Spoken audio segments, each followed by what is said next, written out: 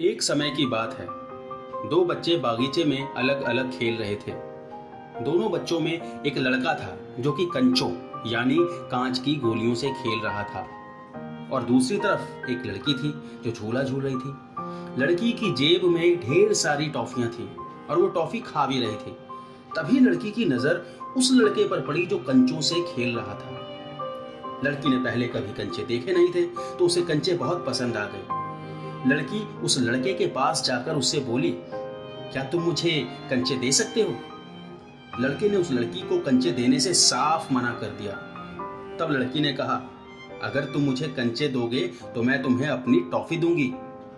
लड़के ने कुछ देर सोचा और उससे बोला, ठीक है, लेकिन मेरी एक शर्त है, तुम अपनी जेब की सारी टॉफी मुझे दोगी और मैं तुम्हें अपने जेब के सारे कंचे दे दूंगा। लड़की खुशी खुशी मान गई और उसने अपनी जेब से सारी टॉफियां निकालकर उस लड़के को दे दी। लड़का थोड़ा चालाक था, उसने भी अपनी जेब में हाथ डाला और सिर्फ आधे कंचे निकालकर उस लड़की को दे दिए और बोला, ये लो मेरे सारे कंचे। लड़की कंचों को पाकर बहुत खुश हुई और खुशी खुशी अपने घर चली गई और लड़का भी अपने घर आ गया।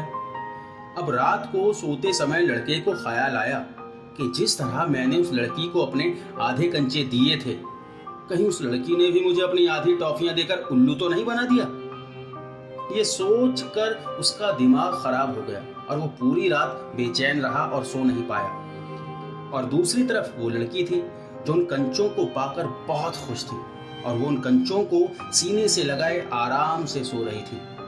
दोस्तों, इस कहानी से हमें सीख मिलती है कि अगर आप ईमानदार होते हैं तो हमेशा चैन से रहते हैं, और वहीं बेईमान लोग कभी भी चैन से नहीं रह पाते हैं।